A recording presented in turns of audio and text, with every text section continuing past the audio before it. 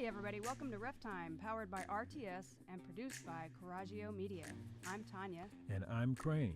We'll be covering rules, plays, points of emphasis, and all things official. And welcome to another segment of RefTime. We're here in our studio today with the wonderful, the great, the one, the only, the Judah Kelly. You liked that intro, didn't you? Yeah, I did. That big old, I've never seen him smile this big. He really liked it. Want me to do it again? If you want. If you want. You want to hear that again. So Judah, talk to us. Age, school. Why are you here? Why are you here in the studio with us, Judah? Talk to us. Well, I just figured the more I talk to you guys and get to know you guys better, the more opportunities I can get with refereeing, and I can make money, which that's pretty good. Yeah. You like making that money. All Yeah. right, so how old are you? 16. 16, and what school do you go to right now? Carroll High School. Okay. Carroll High School. And we met you about a year ago because you were lucky enough to have someone put you in a training class, right? Yeah. Who is that someone? My grandma, Yes. Your grandma. You got to tell everybody who your grandma is. Janice Whitty. Janice Whitty. Whitty. Yeah. The she's- great. The one, the only. Yeah. Janice Whitty. So she's pretty awesome. And So she's in the studio with us today. Hey, Miss Grandma Janice Whitty. Anyway, so she put you. She helped to get you and your dad in our referee training school about a year Did she ago. tell you how she heard about it and why she wanted to No. offer it to you? Well, we take a class with her at the YMCA, and we talk a lot of stuff at that YMCA Everything. class. We talk about everything. Yeah. And then we told her what we did, and she said, "Oh, my son and my grandson might be interested." Next thing you know, we're meeting you. Now, what's unique about your situation is your age, because in Indiana, to be a licensed official, you have to be 18. Yeah. But you got in at 15. And so Well, he's not licensed. you're not licensed. I'm not licensed, No, you're not yeah. licensed, but you got into being trained. Now, being an official who's trained, tell them what sport? Basketball. Basketball. So, being an official who's trained in basketball and you've actually been on the court and you've officiated, what's changed in your mind from the way you used to watch basketball to the way you watch basketball now? I think when I used to, I would just follow the ball the whole time, and now I look a lot more off ball and how the movement is, and off ball screens. And I watch the refs sometime too to see what they're watching. Wow, he's learned a couple things through our training, huh? Learn a little bit. and that's one of the things that we tell people too, is when you actually start officiating, you look at the game differently. You start watching the officials and what they're Absolutely. looking at. I think most of the time we watch a game anymore. I mean, ever. Yeah. For the last 20 years, all we do is watch the officials. That's one of the first things I look for, is who's officiating the game. And I'll be like, oh, hey, we got 2 females out there, you know. And so it depends, obviously it depends on the level in the game that we're watching or whatever. But and then Well, from there, just watching their movement and where they go when they make a foul call. Do they go table side? Do they go away from the table? What's their rotation like? And so those are some of the things that you'll start looking at, because that could be you one day. And so you'll want to know that you're doing things the right way. So You just remind me of the story when we went to, remember the Mad Ants? And they're not here anymore. No. She's smiling because we have some friends, it's a couple, and we've known them for years, and they are mad Ants fans. I mean, mad about Mad Ants. season holders. Season ticket holders. So Yep. we go to the game. When they invite us, we go to the game. We're sitting there And we haven't been watching. invited back, by the way. Well, the Mad Ants are gone, so that's part of the reason anyway. So we're sitting there watching the game with them. And of course, we're sitting there, we're watching the officials like, oh man, look at that official. You got a female again. We're talking about that kind of thing. And our friend is like watching the game, look, what are you guys talking about? He's like, talking about the game. He goes, but you're talking about the refs.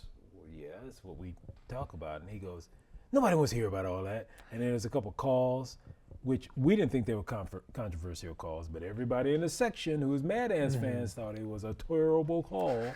And so they're just, he says, what do you guys think? And I said, well, personally, I think that was a good call because this. So from this angle, and he from looks that. at us.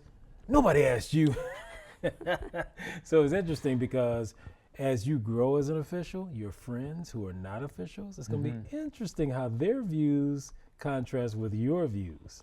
So now you're in high school. What sports are you active in? Wrestling. Okay, so you don't play basketball? Not okay. anymore. Not anymore, but you used to play? Yeah. Okay. Would you like to become a wrestling official? I mean, it seems pretty easy. Just Easy?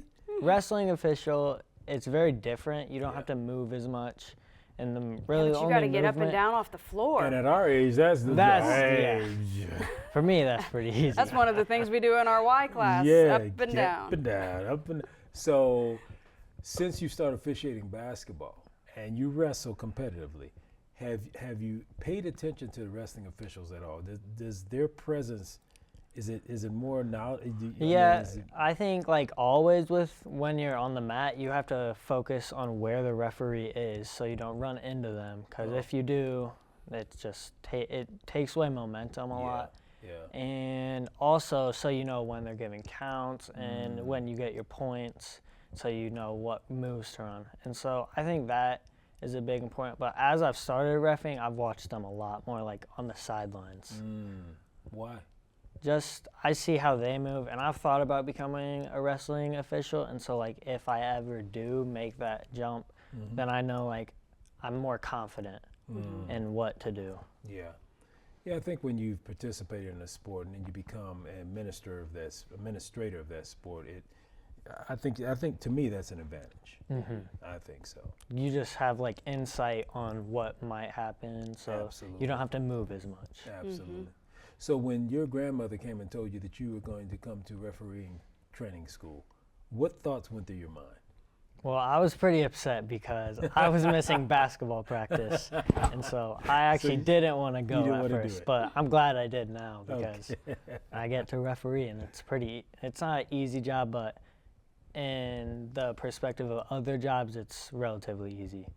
Yeah, because you get paid to work out, run them down the court, and be part of each other. So what's out of all the sports you watch, what's your favorite sport? I'd say my favorite sport to watch is probably basketball. Okay. But my favorite one to do is baseball. Oh, but you don't even play baseball. I stopped playing baseball. Why? Why'd you stop? I just got burnt out. I played it for so long, and it just... What was your position? I played third baseman, catcher, and second baseman. Oh, What's your favorite position?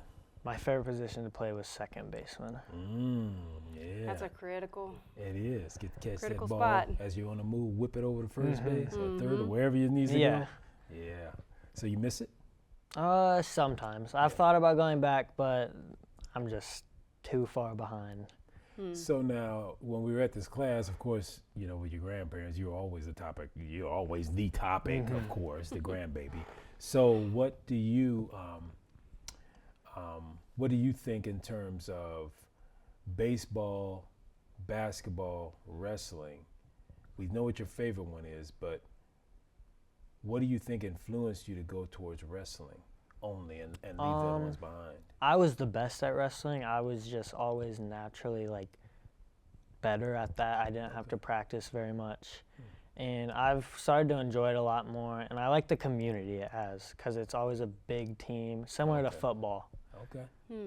And you say you're at Carroll? Carroll, yeah.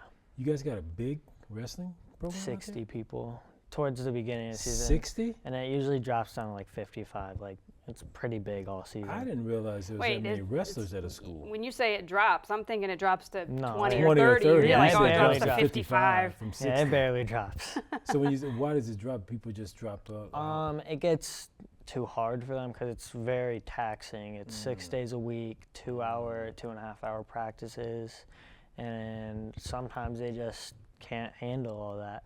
And I know it's like you talked about the show, you bulked up a little bit. Yeah. So did you have to bulk up to go to a different weight class? No, I was last year sitting around 126, and I started losing weight just because you burn so many calories doing it. Right. And so the lowest I got was close to the 120 weight class, but I always stuck in that 126. Okay. And it's a very competitive because it's just little scrambly people. Are most of the guys heavier than you? In that weight class? I'm usually like, right now I was at the top. At the end of the season, I started gaining weight. So what is that class range? 120? 120 to 126. Oh, and man, that's a real small window. But the bigger weight class you get, the wider window. So there's a weight class from 215 pounds to 285 pounds. Oh my, And that's Whoa. the highest weight class, but 215 Yeah. to 280. yeah. that's and- a big difference. I'm at 250 because, wow, I mean, even at my height, I'm at about 230. And I'd be wrestling somebody at 280? Yeah. No, thank you. And those are just seniors that are right at 280 and they just dominate because Yeah, They're he just sits bigger. on They're- you. I yeah. mean, you really got to know some technique. So you started wrestling on more competitive level. Have Yeah. you found that? Have you had to learn some more techniques that you didn't know when you were younger? yeah, definitely. I think the most important part is the lighter the weight classes, the quicker it is. So you just have to be able to learn more moves than the other person. And it's a lot of instinct of what are they going to do? What are you going to do? And it's just endurance is a key factor. So being in shape. Yeah, is- because they're 2-minute periods, 3 periods. That's one thing about wrestling I didn't like. It always just seemed to go on and on all day long. I like watching it though. It's interesting. It is sport. interesting now that I'm a Very little, interesting. now that I'm older and I've watched it. You know, I went and watched my friend's grandson wrestle this past season, and it was fun because I was, you know, there watching someone specific. But when I was younger, I'd go to my brothers, and they just seemed like they took forever. Well, back then the rules are probably different a lot, and Well, the and rules then- have probably made the yeah. sport faster now. And we wanted to come watch you. We were telling your grandparents Yeah. we wanted to come watch you, but it seemed like every time you had a wrestling meet, we had a game. Yeah. and we couldn't be Because there. wrestling is during basketball season, Yeah. which Yeah. you know is usually pretty busy for us. So getting back to your officiating experience and your career as an official, how many, since you come through the training, how many, if you can remember, how many games have you officiated or how many opportunities have you gotten? I've refed around so you guys had it before we got paid. We had to do the 25 games or 25 hours. Yep. So that was about 25 games and so after that, getting paid, I've probably done 30 games. That many? Because I've just done the day tournaments and it adds up quick because it's 5 or 6 games It each does. time. Right. It does. And you went to Hicksville with you went us. to Hicksville. Yeah. I think that was the day I went in there and asked him how he was doing. I said, "You tired?" He goes, "Yeah." Yeah. Even when we're young, we wear out after a while, huh? Because Well, you know when how you many come, games did we do that day? 6, Like I think. 6, yeah. and they were They were fast full, paced. Yeah. fast paced and And full full court. games, and these were big boys, so Yeah. they like to run. So, what do you like most? We had the girls. Yeah, we had the girls. You had the boys. I had the boys. Yeah. No, Haha. they wore me out. So, what have you learned? What would you say the major thing you've learned as an official so far? I think it's important to like just learn to shut the coaches out because they like to jaw since I'm younger. And I think the players don't really, they like talk a little, but it's just not anything important. But the coaches, they really get upset if. And Give me so some examples of what they get upset about. in the Hicksville game, I missed out of bounds call. It was on the line, and they were pretty upset about it because it was right in front of their bench. Was it a critical juncture? in No, the it game? wasn't. So they just wanted something to complain about. Yeah. Well, this particular team, the coach complained a lot about nothing. But I think I had irritated the situation at the beginning because one of his starters had jewelry in, and so of course. I got to take it out. Yeah, of course. Well, I can't. I just put it in. Oh, okay. Well, you can keep it in and go sit on the bench. Now, so Judah, how did you feel about that when she enforced that rule? What were you thinking? Be honest. I didn't think, I wouldn't have personally done it, but if it's important to her, she's the head official, so Well, her rules. no, So, it's not my rules. It's not her. It's the It's the official rules. rules. So, and this is a topic that I'm really glad we brought up. Why do you think it's not important? I think certain jewelry is more important. So hoop earrings, I could get that because you can catch your finger, and bracelets as well. But Okay. I think the little earrings, you can just put tape over them, and if they do that, but I agree with her on the fact that they can't be exposed. Okay. Well, I think she did have tape or a Band-Aid or something on it, but the point is, you know, that's not what the rule states. It doesn't state that you can wear jewelry and cover it. It's no jewelry It's just at all. no jewelry. Yeah. And so while it was a summer game, I am still a licensed official, and so I still go by the rules. Now, if the head guy had come in and said, hey, we're not going by IHSAA rules or Ohio rules or whatever, because we were in Hicksville, but then The liability's on him. the liability's on him. So do you know why the IHSAA and associations across the nation, well, actually it's NFHS. NFHS. So, and you know, remember what NFHS stands for? No. National Federation of High Schools. They're the ones who, their home office is located in Indianapolis, but they write the rules for all sports across the nation, okay? So they have written in the rule in high school, no jewelry. Okay. So why do you think they've written in no jewelry in high school sports? Just liabilities. Exactly it. Yep. And you know, the thing about it is you're at that age where liability doesn't mean that much to you. But once you become an adult, liability means that if something Livelihood. happens, you're liable, which means you're responsible, which means lawsuits, Against money you. coming out of your pocket comes Right. on you. And so that's why the rule is there. So in summer ball, a lot of people, and I was doing a game recently, and one of the coaches goes, it's summer ball. And I looked at him, I said, and the rule still applies. And he goes, but she can't take it out. I said, that's fine. And he goes, all right then. I said, she just can't play. And that just ticked him off on a whole different level all over again. But the thing, like she's saying, it doesn't matter whether we're doing school ball or summer ball. If a kid gets hurt and we didn't follow a rule, It's your fault. it's our fault. Because, you know, when people get upset, they don't care who they come after. They just want to hurt everybody because my baby got hurt, so this is on him. So that's why. even though their baby made that stupid decision, Yeah. and you backed that baby. And the thing about it is, what I don't get is people go out and let their kids, and these kids go out and get pierced in the summertime when they're going to be playing summer sports. But it goes back to what you said. A lot of officials don't enforce it because, it's just summer ball. Yeah. But the first time a official gets hit in a lawsuit, I guarantee you people be clamping down after that. So that's the reason why. So you said the main thing is you've learned to ignore coaches. And then what I did when I noticed that the coach was upset with him, I just moved him to the other side of the court so that I could be near the coach. Yes. That way, if he had anything else to say, He would say it to a he veteran. would say it to me, and then we could handle things I could handle things from that perspective. And when we do that with new officials because we want you to see how to handle that situation and take the pressure off.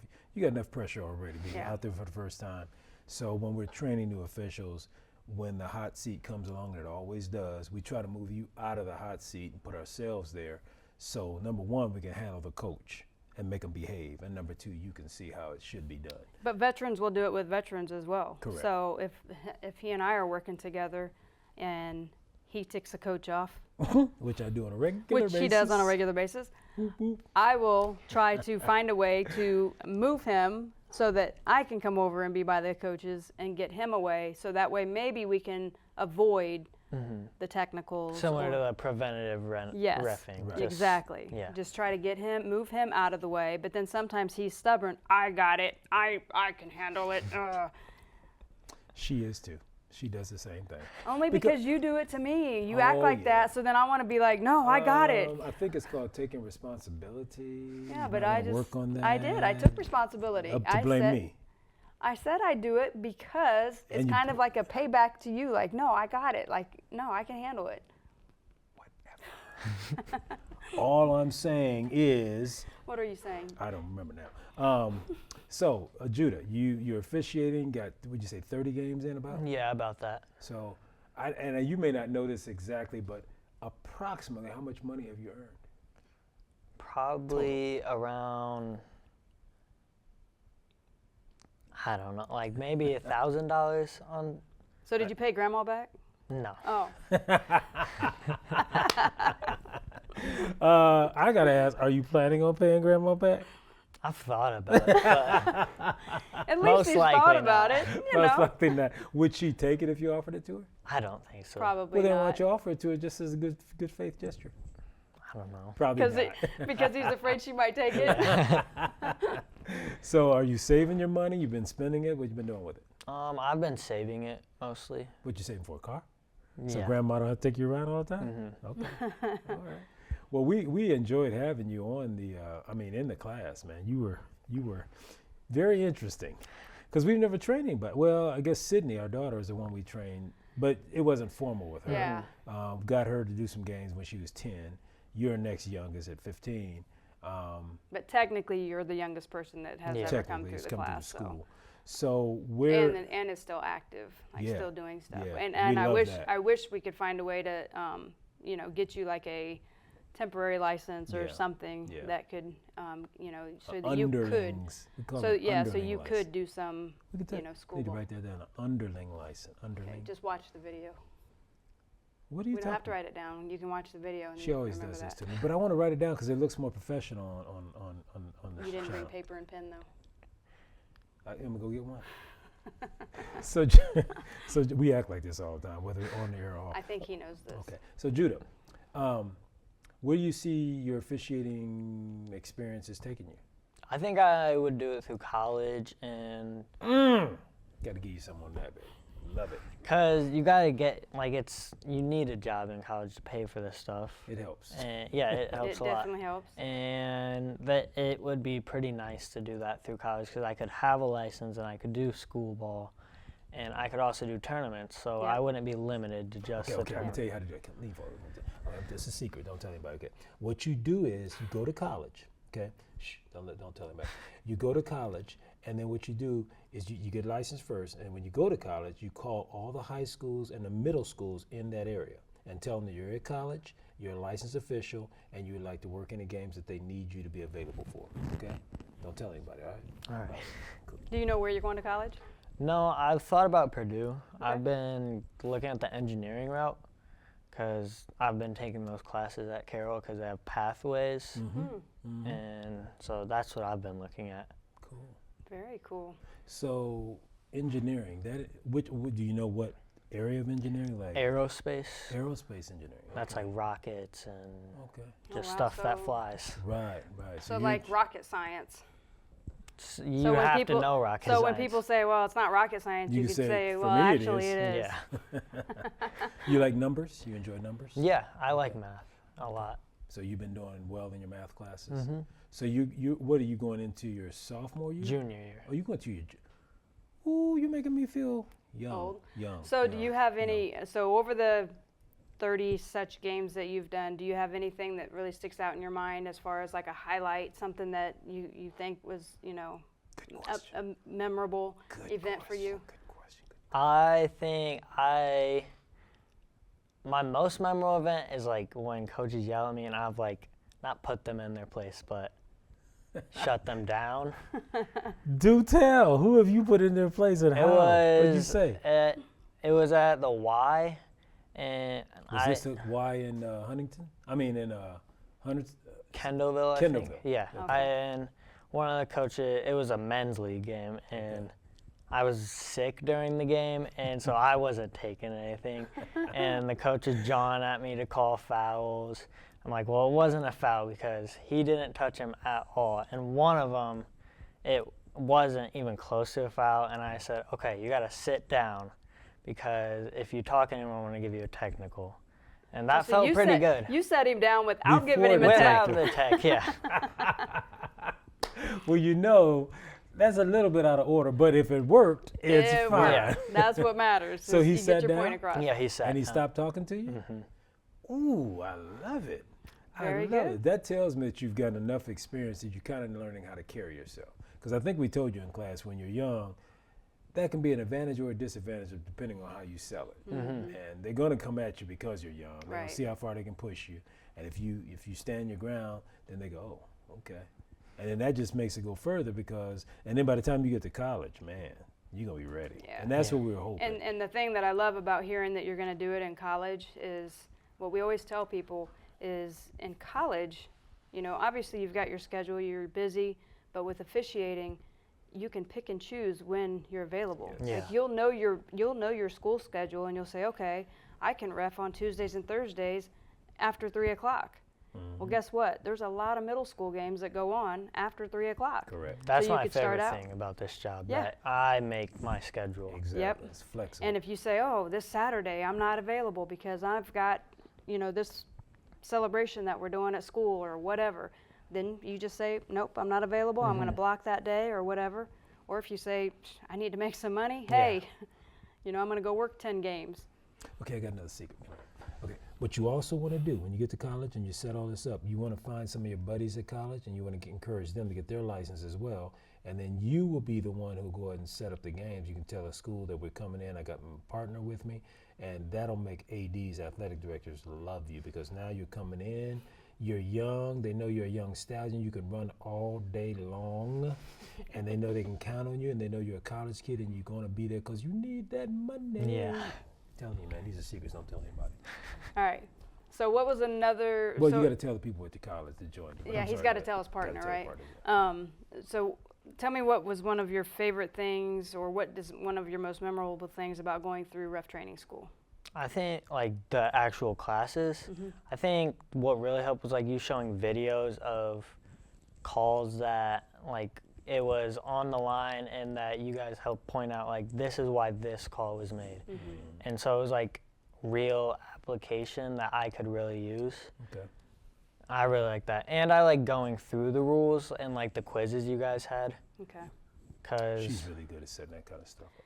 Yeah, I'm trying to, shrink them down a little bit so they're not, it's not. They were hard. They were hard, and a lot. Yeah. And a lot of questions. When you take the actual test, I mean, the questions that we had available to the class, they're actual questions on previous tests of past years. The blessing is that they've shrinked the test now that it's only 50 questions. It used to be but 100. Still.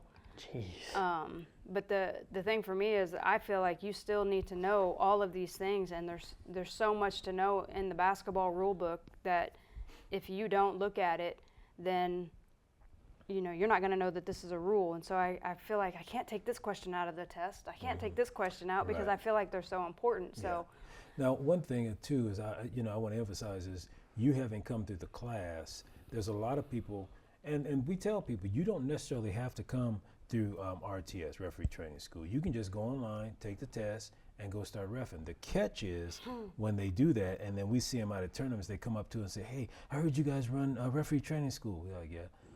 Man, can you help me out with this, that, and the other? I'm going, that was the point of the class. Right, that's why we offer the class. If you hadn't gone through the class, do you think that you would have been able to know how to handle that coach or how to ref? I think you guys have helped a lot with that. And like seeing you guys, how you guys like carry yourself on the court. Yeah, you guys are just formal, and you guys like are loose, but not so loose that you guys are like a teacher. Like you have your rules, but you want to make it fun for everyone. We try. We try.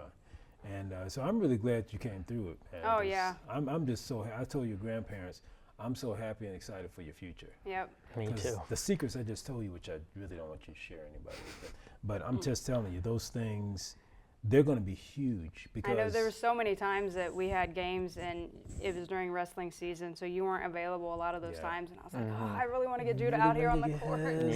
So, but you've come a long way, and you got a lot further to go. So I'm proud of you, young man. Yeah. How are your grades in school? Pretty good, A's and B's. Well, I mean, he's going to be a rocket science guy. He's got to have some pretty good grades. Well, part of the reason I asked that is because you probably know your GPA, don't you? What's your GPA? 3.3. Dude, you're going to be a rocket science. You got to get it a lot higher than 3.3. It's a B plus average. A 3.3 for a rocket science? You guys got to be exact. You can't miss the moon well, because you got I wouldn't be a 3.3. rocket scientist. I would be the person who like helps design parts of rockets. The parts of rockets that miss the moon, my man. You got to get to 3.3 does not cut it. Okay, I was in education. I didn't get 3.3, but that's not the point. The point is... All right, unfortunately, we got to start wrapping up. We got to start wrapping up. But next semester, I want to see a 3.75 minimum. That's what I'm shooting for. Don't make me come looking for you. Don't make me. I'll put you out there in the NBA game. That really frightened you. Yeah. Well, Judah, we greatly appreciate you coming out. Yes, sir. But for our viewers, we thank you guys for watching. Check us out on reftrainingschool.com. reftrainingschool.com. For any upcoming dates. Upcoming dates. Some volleyball and basketball training. You're supposed to say reftrainingschool.com. Referee training They school. can't hear you. Just Ref Training School. Ref training school. Very good. There you go. And then also check us out. Our next upcoming tournament is on Hoosier3on3.com. Hoosier3on3.com. Hoosier3on3.com. All right. So check us out. That is going to be September 28th. I thought he was a faster Back to learner. school. It's a back to school Hoosier 3-on-3 event. So check us out. And Thanks Got for any- joining us. We'll see you next time on RefTime. RefTime.